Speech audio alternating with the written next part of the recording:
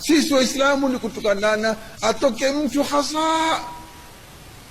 katika mwisho wa Rajabu kuingia Shaabani. Maanake Waislamu sababu ya kuharibika ni kusoma Miraji na nisfu Shaabani. Wametolewa hasa, wamelipwa na gharama na chakula, wafanye jihadi hiyo. Wana jihadi ndogo hiyo, kuondosha nisfu Shaabani na Miraji.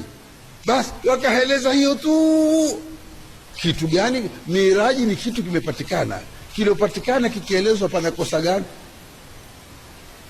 Iwe ni Rajabu, iwe ni Shaabani, iwe ni fungo 5. Si wenyewe tumependa tu kuelezana Rajabu, pana makosa? Hakuna hadithi hata maudhui, lakini tumependa Rajabu tuelezane Miraji, madhambi yake ni kama hakupatikana ukana hii Miraji hakuna kamwe, ni mmeipanga.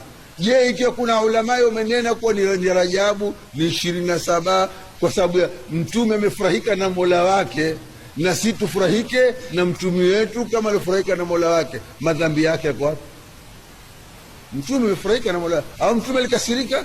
Labda katika kitabu zao alipotoka Miraji mtume alikuwa na hasira kweli kweli, sababu amekwenda kumuona Mungu, ameonewa sana, amesumbuliwa, hataki kunena, unadhiki, au alifurahika?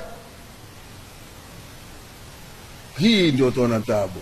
Wametoka nisfu Shaabani kwamba hakuna kama hadithi. Nisfu Shaabani ziko karibu 30 na ziwe na daraja yote, basi katika hadithi 30 zote hakuna yoyote ikubaliwe wewe. Kile dua bana, Allahumma ya dhal manni, ile haikusoma siku ile husoma siku yoyote. Wao kwambia hapo, angalia ujinga kutoa kunena, husoma siku yoyote ile. Nisfu Shaabani si siku yoyote ile nisfu Shaabani si siku yoyote.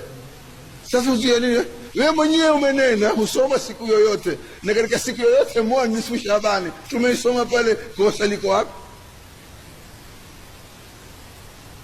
Jamani, wamefanya kazi kama hiyo. Hata mahala pamoja wakaambia, nyinyi bana, mbona mtuelezi mmesilimisha watu wangapi, mmeongoza watu wangapi? Nyinyi kazi yenu ni Miraji, nisfu Shaabani, kunuti, bismillah. Basi Uislamu wote wazunguka hapo, lakini watu wasilimu, watu wartadi. Mwaliambiwa bwana, watu urtadi siku hizi, tuwateni haya mambo yetu, tuwazuilie sirtadi. Kambala kurtadi si bid'a, wakati mtume alikuwepo. Si bid'a kurtadi, bid'a maulidi ni kunuti, hiyo ndio bid'a. Ama ikiwa kurtadi wakati mtume watu walirtadi.